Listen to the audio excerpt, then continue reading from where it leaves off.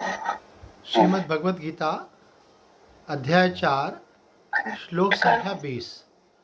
त्यक्त्वा कर्मफलासंगं नित्यतृप्तो निराश्रयः कर्मण्योऽभिप्रवृत्तोऽपि नैव किंचित करोति सः। भावार्थ, जो कर्म के फल की आसक्ति को त्याग कर नित्य तृप्त और निराश्रय हैं, वह संपूर्णतया कर्म करते हुए भी कुछ नहीं करता। वह नित्य तृप्त है, इसलिए उसकी कर्मों के फल में आसक्ति नहीं होती और इसीलिए वह किसी के आश्रित भी नहीं होता। अतः कर्मों को करते हुए भी वह अकर्ता रहता है। तो पिछले श्लोक में भगवान ने बताया था कि ज्ञानी की स्थिति का वर्णन करते हुए कि वह कर्म में अकर्म का दर्शन करता है और अकर्म में कर्म का दर्शन करता है।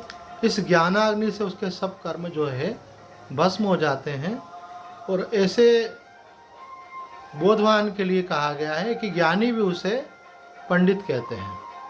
तो यहाँ उसी श्लोक का विस्तार करते हुए बता रहे हैं कि वो सब कुछ करता हुआ जो नहीं करता है, उसके पीछे प्रमुखता से यहाँ पे 3 बातों को उठाया गया है।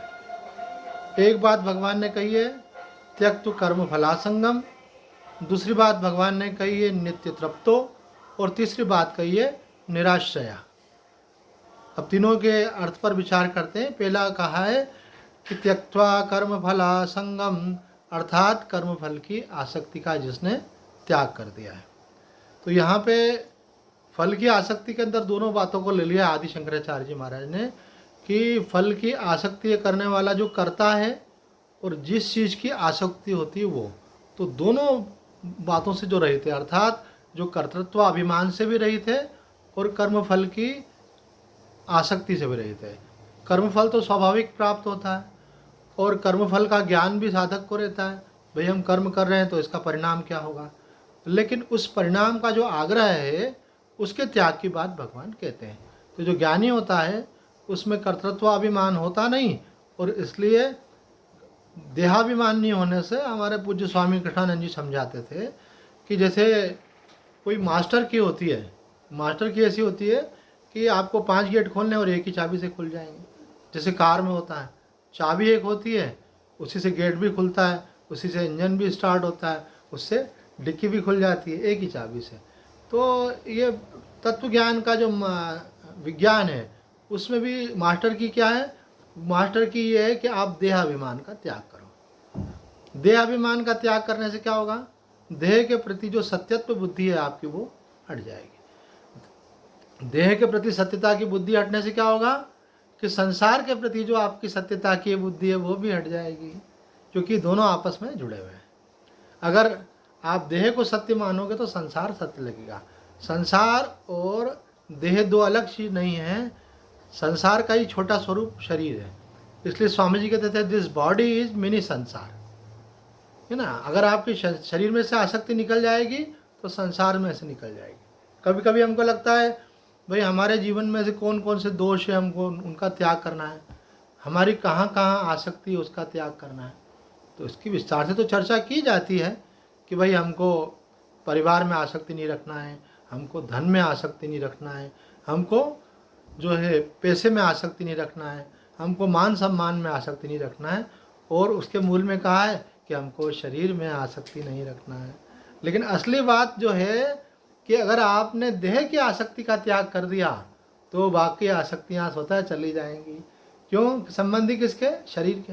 मकान किसका, शरीर का, है ना। आप मरे जग मर जाए, जब शरीर नहीं रहे तो मकान किसका रहेगा। और जब आप शरीर का आसक्ति त्याग देंगे तो मान सम्मान की आसक्ति स्वतः ही चली जाएगी। मान सम्मान किसका, शरीर का। तो ये जो रूट कॉज जो है वो है देहाभिमान, जो रूट कॉज है वो है देहासक्ति। इसलिए सबसे ज़्यादा साधक को इसके लिए सजग रहना चाहिए। वो पूज्य रामसूत्रदास जी महाराज कहते हैं कि कोई ऐसा नहीं समझ ले कि देहासक्ति की बात ज्ञान मार्ग में कही जा रही है, बिल्कुल नहीं। देहासक्ति के बात जो है तीनों मार्गों में, ज्ञान मार्ग, भक्ति मार्ग और कर्म मार्ग। जो निष्काम कर्म करते हैं उसका फल किसको मिलता है, देह को तो मिलता ही नहीं है। इसलिए निष्काम कर्म में भी ये बताया है कि निष्काम कर्म का फल है अंतःकरण की पवित्रता। तो वो शरीर को तो मिलता नहीं, कर्म करता है शरीर। इसी प्रकार से भक्ति में कहा गया है कि जो भक्त भक्ति करता है भगवान की, अंत समय में भगवान का स्मरण करते हुए भगवान के धाम में जाता है, भगवान को प्राप्त करता है। तो भगवान को शरीर तो प्राप्त नहीं करता है, वो जीवात्मा भगवान को प्राप्त करता है। तो तीनों ही मार्गों में बताया गया है कि एक बात तो बिल्कुल पक्की कर लो कि मैं शरीर नहीं हूँ।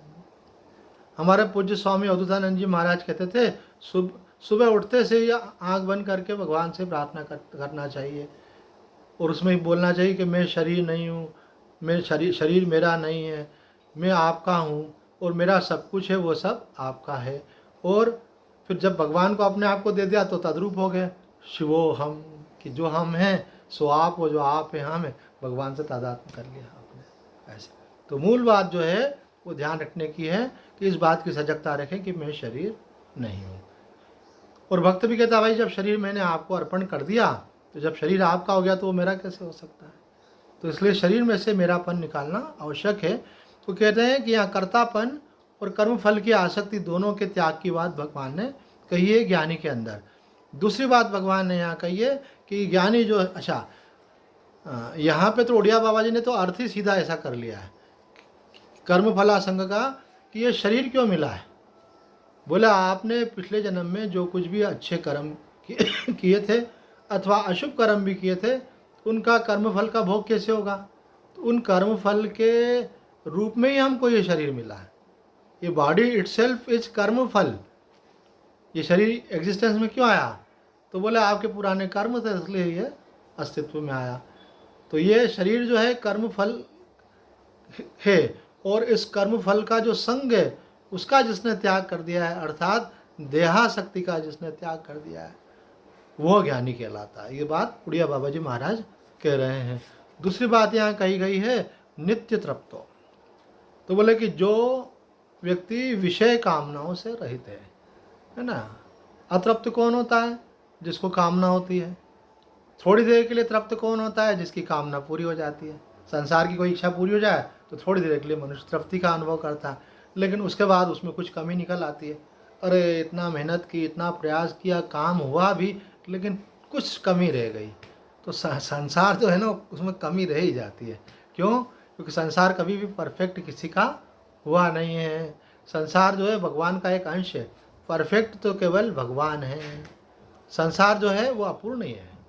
श्री श्री महानंदमयी ने ये बात कही, हम कई बार कहते हैं कि संसार का एक नाम है अभाव।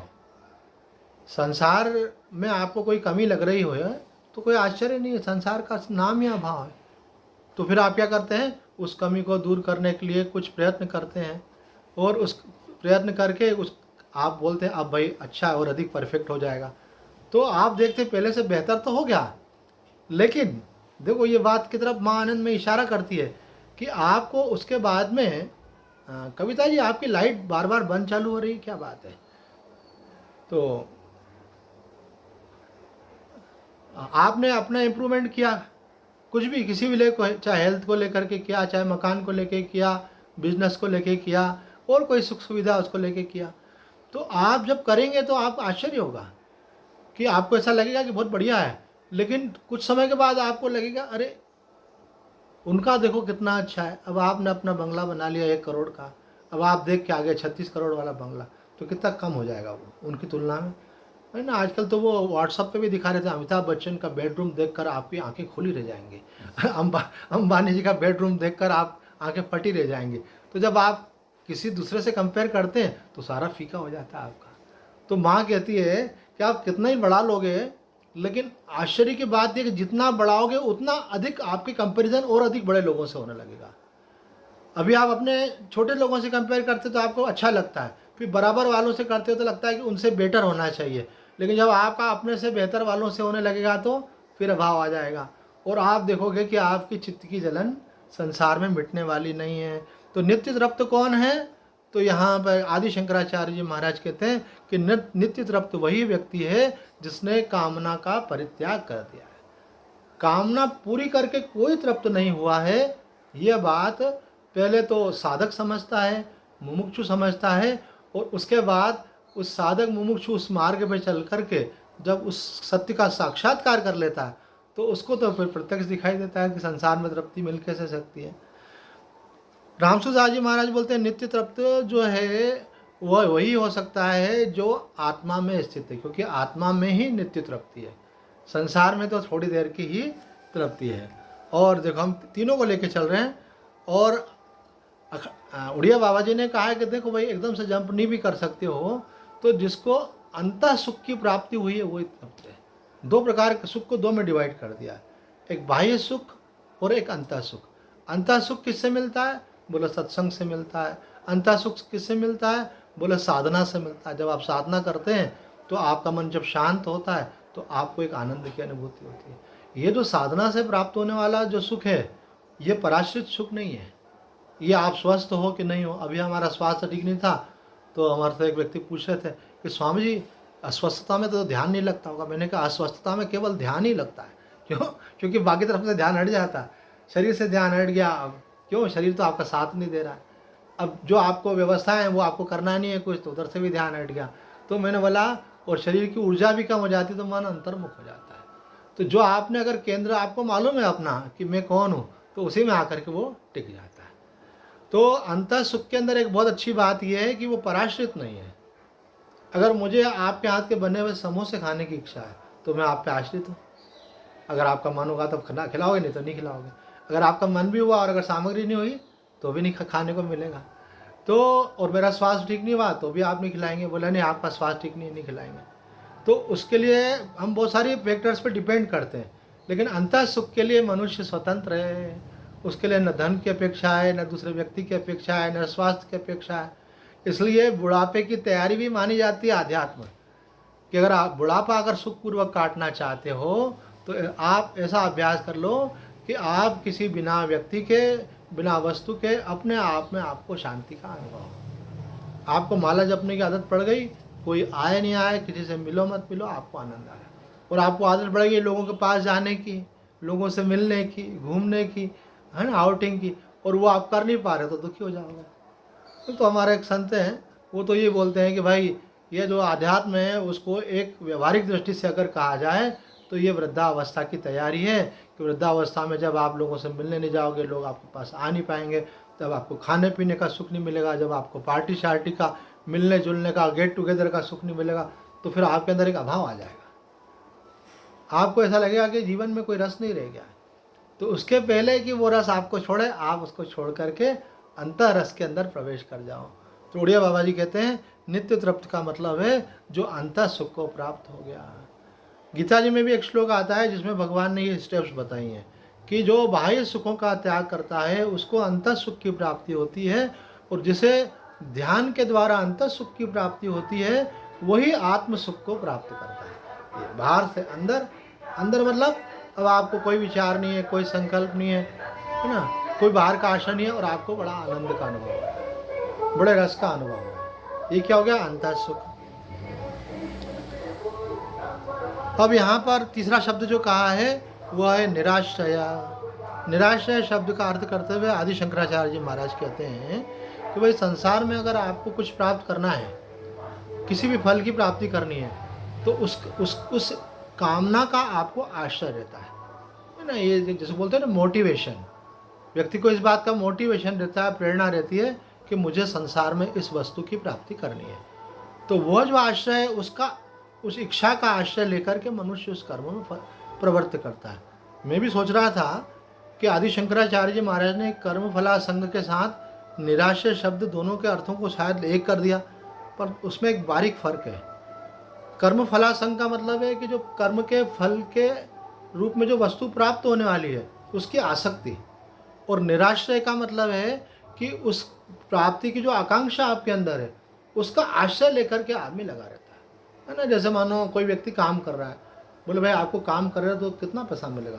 बोले एक साल में मुझे इस काम के द्वारा 3 लाख रुपए 5 लाख रुपए प्राप्त होंगे। तो जो उसके मन में ये रहता है मुझे 5 लाख रुपए इस काम के द्वारा प्राप्त होंगे, उसने उसका आश्रय ले लिया। अब वो लगा हुआ है, उसको काम करने में उत्साह बना हुआ है। क्यों? बोले ऐसा करके मुझे 5 लाख रुपए इस साल प्राप्त हो जाएंगे। बोले ऐसे, अथवा एक मेरा प्रोजेक्ट है ये पूरा हो जाएगा तो मुझे इतने लाख रुपए मिल जाएंगे।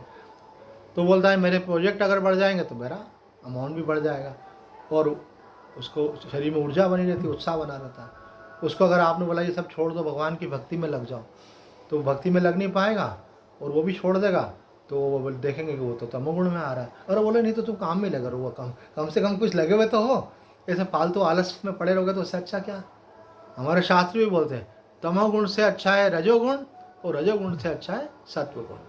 तो जो कर्म का त्याग करने के बाद अगर प्रमाद में जा रहा है तो बोला नहीं नहीं, कर्म का त्याग तब करो आप जब उसकी जगह उससे कोई बेहतर कुछ करो। अगर आप बैठ करके नाम जप कर रहे हो, अगर आप स्वाध्याय कर रहे हो, अगर आप सत्संग कर रहे हो, अगर आप सेवा कर रहे हो, है ना, ये कुछ भी आप साधन कर रहे हो, पूजा कर रहे हो, आप तीर्थ यात्रा कर रहे हो, कोई भी तपस्या कर रहे हो, तब तो अच्छी बात है। अब क्या होता है कि एक एज के बाद सामान्य रूप से सभी लोग रिटायर होते हैं, खास करके सर्विस वाले तो होते हैं, बिजनेस वाले तो रिटायर नहीं होते, उनकी इच्छा हो तो हो ऐसे, तो वो रिटायर होते हैं। तो कई लोगों का स्वास्थ्य पे प्रभाव आ जाता है, कई लोगों के अंदर ऐसे प्रमाद आने लगता है। उसका कारण क्या है कि उन्होंने अपने गृहस्थ आश्रम में रहते हुए भगवान की भक्ति नहीं की, स्वाध्याय नहीं किया, सत्संग नहीं किया, तो बाद में क्या करेंगे। फिर कभी कभी तो कुछ लोग ऐसे साथ ढूंढ लेते हैं, उनके साथ बैठ करके ताश खेलते रहते हैं, है ना, बोला कई लोग लूडो खेलते रहते हैं, कई लोग शतरंज खेलते रहते हैं ऐसे। तो टाइम पास करना रहता है ना। हमारे डॉक्टर साहब भी बता रहे थे कि एक व्यक्ति आया, बोले अरे यार आजकल मेरा स्वास्थ्य ठीक नहीं रहता, मेरा किसी में मन नहीं लगता। तो बोले कि टीवी का कोई सीरियल देखो और देखते रहो तो तुम्हारा मन लगने लगेगा उसके अंदर, तो 2-4 सिलेक्ट करो और देखो उसको। तो मैंने बोला आपने उसको टीवी सीरियल देखने की सलाह क्यों दी, आप उसको बोलते ना सत्संग में जाओ। तो डॉक्टर साहब ऐसे बोले ये सत्संग में जाने वाला नहीं है। क्यों? सत्संग में जाने की उम्र इसने निकाल दी संसार में, अब 60 साल हो गया, परिपक्व हो गया, अब इसको आदत ही नहीं सत्संग में जाने की, सत्संग में कैसे जाएगा। इसको बैठ करके माला जपने की आदत ही नहीं, कैसे जपेगा। तो इसलिए गृहस्थ आश्रम में कई लोग सोचते हैं कि रिटायर होने के बाद करेंगे, बुढ़ापे में करेंगे, जब फ्री हो जाएंगे तब करेंगे, जब संसार का कुछ काम नहीं बनेगा तब करेंगे। तो जब आप रिजेक्ट हो गए तो यहाँ आ गए। ये तो ऐसा हो गया कि जैसे है ना कोई सड़ा हुआ फल है, वो आप भगवान खड़ा दो, बोले ये अपने काम का तो है नहीं भगवान। तो इसी प्रकार से आपका शरीर किसी काम का नहीं रहा, तब आप सोचो तीर्थ यात्रा कर ले, तो तीर्थ यात्रा भी आप नहीं कर सकते, शरीर बीमार पड़ जाएगा। उस समय आप तपस्या करना चाहो, साधना करना चाहो, नहीं करोगे। सत्संग में भी आपका मन उतना नहीं लगेगा, जिसने पहले किया है उसका लगता है। इसलिए करत करत अभ्यास के जड़ मत होत सो जान। तो यहाँ कह रहे हैं कि निराश्रय है, आपने फल का आश्रय लेकर के बड़ा मोटिवेशन रखा। एक स्टूडेंट ने आशय रखा कि मैं डॉक्टर, इंजीनियर कुछ बनूंगा, ऐसा इस पोस्ट को प्राप्त करूंगा, कोई आईएएस अधिकारी बनूंगा, अब उसके कारण से लगा हुआ है। उसके बाद फिर आपको कोई आपने बिजनेस किया, कुछ किया, फिर आप बोलते हैं मेरे को इतना पैसा मिलेगा इसलिए मैं कर रहा हूँ। फिर आप बोलते हैं मेरे को ये मकान बनाना है, बच्चों की शादी करना है ना, संसार के अपनी इन व्यवस्थाओं को बनाना है, और ऐसा हो जाएगा तो मैं सुख हो जाऊँगा। फिर आपको फिर मोटिवेशन आता है। अब वो संसार वाला तो ख़त्म ही नहीं हो रहा है, अब वो कोर्स पूरा हो तो ये वाला कोर्स शुरू हो। तो उसके साथ साथ इसको आरंभ कर देना चाहिए। अगर आपने आरंभ नहीं किया और वेट करते रहे तो वो ख़त्म ही नहीं होता। और अभी तो एक नया फेज़ आ गया, देखो आप सब जगह, पहले शादियाँ हुआ करती थी किस उम्र में और अब हो रही किस उम्र में। अब तो आपकी उम्र 60 साल की हो जाएगी और आपको मालूम पड़ेगा आपके बच्चों की शादी नहीं हुई। ऐसे एक दो नहीं, नया नहीं, कितने लोगों को देख रहे हैं आप। क्यों? कि एक तो संतान लेट हो रही है और फिर संतान देरी से शादी कर रही है, तो 60 साल की उम्र तक तो शादी नहीं हो पा रही है। बच्चों आपकी उम्र 60 साल की होगी, बच्चे की शादी नहीं हुई, तो फिर आप सोचो कि संसार के काम निपट जाएंगे तब भजन करूँगा, तो कैसे करूँगा। एक हमारे मित्र थे, वो भी सूफी संत ही थे समझो, तो वो कहते थे कि मेरी माता जी का जब शरीर छूट जाएगा ना, उसके बाद मैं जो है दाढ़ी बढ़ाऊँगा। मैंने कहा दाढ़ी बढ़ाने का क्या मतलब है? तो बोले दाढ़ी बढ़ाने का, बोले हमारे पंथ में ऐसा बोलते हैं, दाढ़ी बढ़ाने का मतलब है अब आपने निवृत्ति ले ली, अब आप बुजुर्गों में शामिल हो गए, अब आप जो है भजन कर रहे हो ऐसा।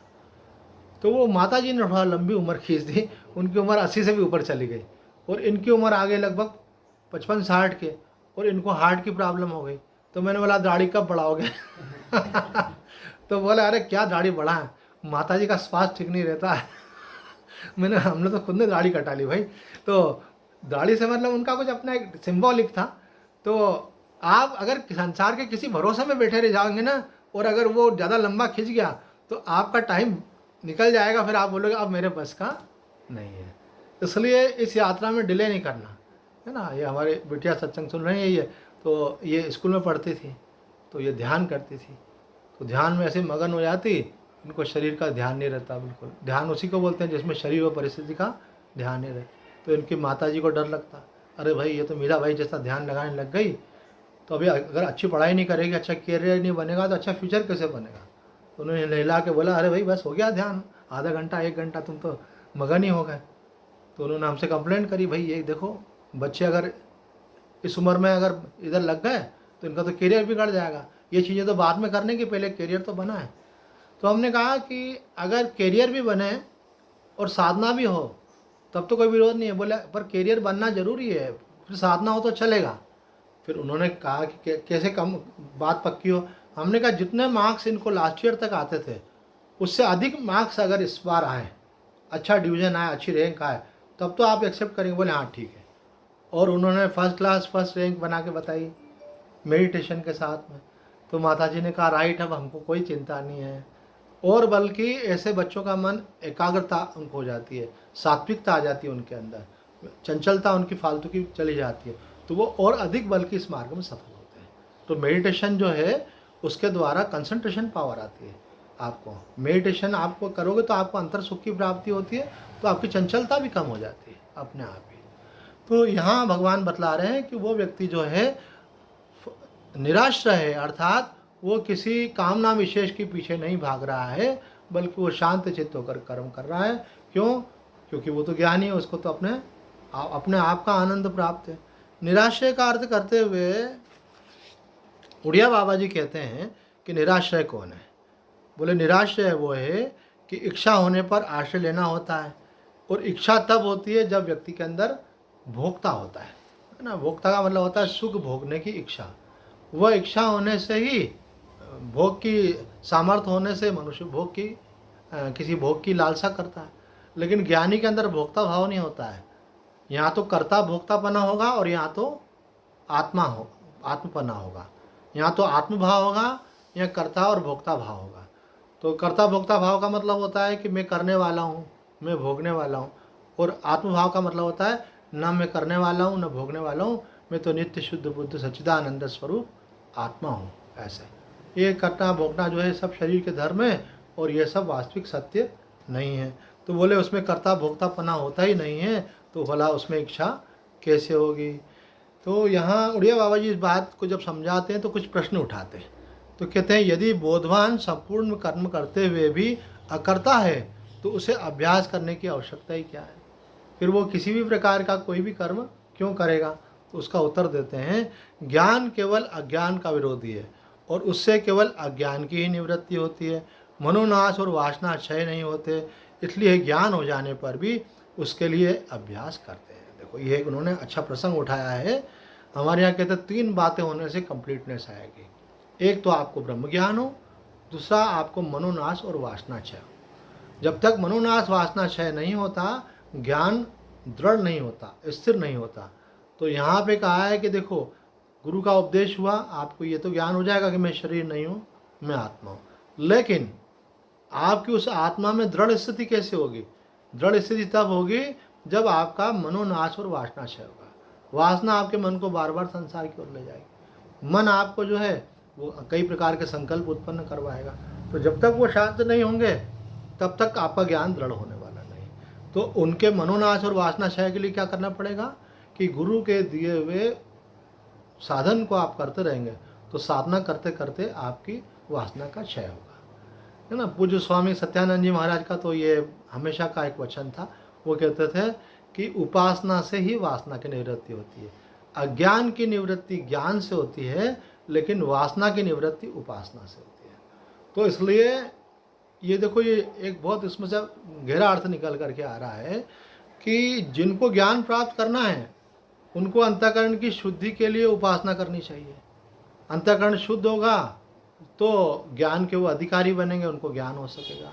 और जिनको ज्ञान हो चुका है उनके लिए बाबा यहाँ कह रहे हैं उनको भी उपासना करनी चाहिए। ज्ञान तो हुआ है लेकिन दृढ़ ज्ञान नहीं हुआ। हमारे यहाँ वेदांत शास्त्र में ज्ञान के 2 भेद बताएं, अदृढ़ ज्ञान और दृढ़ ज्ञान। तो अदृढ़ वो चीज़ होती है जैसे हमको कोई एक बार हमको किसी मंच पे कुछ कार्यक्रम करना था, तो हम वो कार्यक्रम करने के लिए वहाँ गए तो भूल ही गए ऐसे। क्यों? क्योंकि पहली बार मंच पे गए और देखा इतने सारे स्टूडेंट्स बैठे हुए हैं, टीचर्स बैठे हुए हैं, तो हमारी तो सिट्टी पुट्टी गुम हो गई। हमने कहा इनके सामने कैसे बोले हैं। तो जब दो एक बार ऐसे गए तो धीरे धीरे मन खुल गया। अब तो जितनी पब्लिक बढ़ती है उतना बोलने का उत्साह भी बढ़ जाता है, तो अब वो वाली चीज़ ख़त्म हो गई। तो ऐसे ही कोई भी चीज़ क्या होती है कि सामान्य परिस्थिति में आपको याद रहेगी, लेकिन जब आप संकट की परिस्थिति में आपको याद रहे, जब आपको कोई जटिल रोग हो जाए, जब शरीर में बहुत पीड़ा हो रही हो, और जब एकदम से आपको लगे कि शरीर छूटने वाला है, उस समय आपको कौन याद आता है। तो इसका मतलब है कि आपने जिस चीज़ का दृढ़ अभ्यास कर रखा होगा वही चीज़ आपको उस समय याद आएगी। गीता जी में आगे भी हम देखेंगे ये बात भगवान कहते हैं। भगवान कहते हैं अंत काले व मामे व स्मरण मुक्त्वा कलेवरम सप्रयाति मद्भावम याति नात्यत्र संशय, कि जो अंत समय में मेरा स्मरण करता हुआ देह का त्याग करता है वो निश्चित रूप से मुझे प्राप्त होता है, इसमें जरा भी संशय नहीं। तो आप ऐसा मत सोचना कि कोई सब कुछ त्याग कर जंगल में बैठने से ही ऐसा संभव होता है। हम एक परिवार में रहते थे अपना आश्रम बनने के पहले, तो वहाँ जो माता जी थी, उन माता जी को हमने देखा वो अपना खाना वाना बनाती थी, पर हमेशा वो अपना भगवान का नाम लेते रहती थी। और कभी हम भजन चलाते थे उनके यहाँ रहते थे, तो बोलते थे ये वाला भजन मुझे बहुत अच्छा लगा, इसकी कैसेट मुझे भी बना के देना। ऐसे तो मुझे याद है पुरुषोत्तम दास जलोटा की आवाज़ में था कीर्तन, राम भजो राम भजो राम भजो बावरे। तो वो बोलते थे कि पूरी कैसेट में ऐसा हो तो कैसे होगा। तो मैंने बोला मेरे पास डबल कैसेट प्लेयर है और एक से दूसरे में करते हैं, उसमें बार बार हम उसको रोक करके करेंगे तो वो पूरी कैसेट उसकी बन जाएगी। उन्होंने वो कैसेट बनाई और खूब सुनती थी माता जी। उनका जीवन की आखिरी घटना सुनाते हैं। जब उनका शरीर को उनको हार्ट अटैक हुआ, उनके घर वाले उनको हॉस्पिटल लेकर के गए। तो हॉस्पिटल लेकर के गए तो डॉक्टर ने नब्ज देखे, बोले तो पल्स जा रही है। तो उन्होंने अपने अधिकारी जो बड़े डॉक्टर थे उनको बोला कि सर ये तो गई। तो उन्होंने देखा, बोला हाँ गई ये तो वो माताजी को अभी सुनाई दे रहा था, वो गई नहीं थी। तो उन्होंने सुन लिया कि डॉक्टर बोल रहे हैं कि मेरे लिए कि अभी ये गई। तो उन्होंने अंदर अपना सुमिरन शुरू कर दिया, राम राम राम राम राम राम ऐसे। उसके बाद उन डॉक्टरों ने क्या करा, उनके छाती को ऐसे ऐसे हिलाया और एक श्वास देने की कोशिश करी और एक इंजेक्शन लगाया, उनके जो भी प्रोसीजर होता होगा।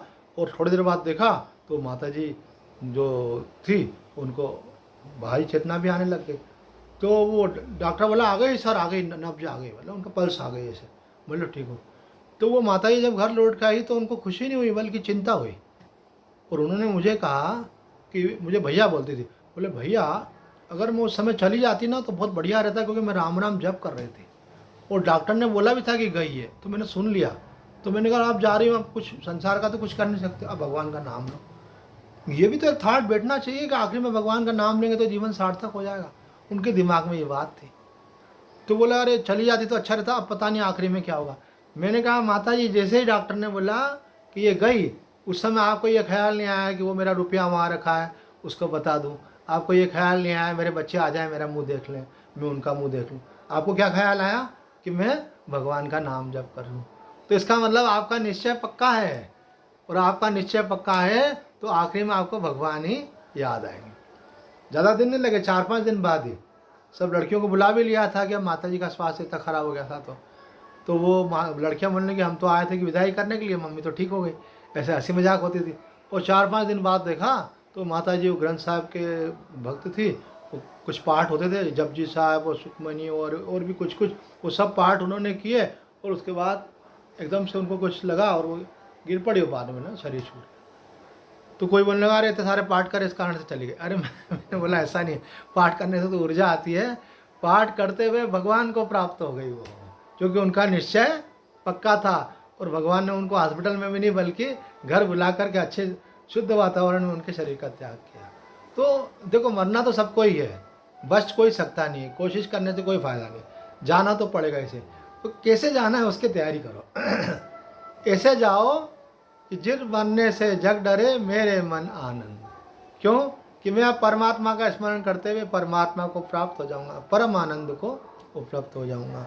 तो यहाँ कह रहे हैं कि इस प्रकार से जो व्यक्ति अपना जीवन जी लेता है, अंत में भगवान का स्मरण करता है, वही वास्तव में संसार से अनासक्त है। वो सब कुछ करता हुआ भी कुछ नहीं करता, क्योंकि उसके अंदर कर्तृत्व का अभिमान नहीं है। तो आज इतना ही कहकर अपनी वाणी को विराम देते हैं। ओम पूर्णमदः पूर्णमिदं पूर्णात् पूर्णमुदच्यते पूर्णस्य पूर्णमादाय पूर्णमेवावशिष्यते। ओम शांति शांति शांति। हरि ओम तत्सत्।